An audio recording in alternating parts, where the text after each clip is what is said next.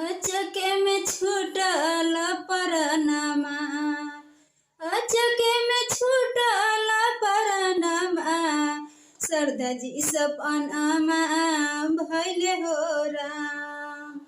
अचके में छूटल परनमा, शारदा जी सपनमा भइले हो राम।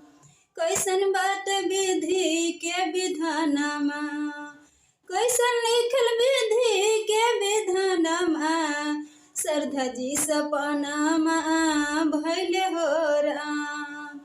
कैसन बाट विधि के विधानमा, कैसन लिखल विधि के विधानमा, शारदा जी सपनमा भइले हो राम।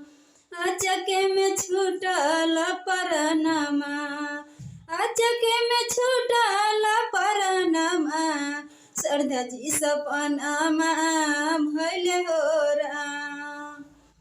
5 नवंबर रहे दिन मंगलवार हो, पूरा बिहार सोच में पड़ल हो। 5 नवंबर रहे दिन मंगलवार हो, सोचवा में पड़ गइले पूरा बिहार हो। शारदा जी सपनमा भइले हो राम। कैसन लिखल विधि के विधानमा, कैसन लिखल विधि के विधानमा, शारदा जी सपनमा भइले हो राम।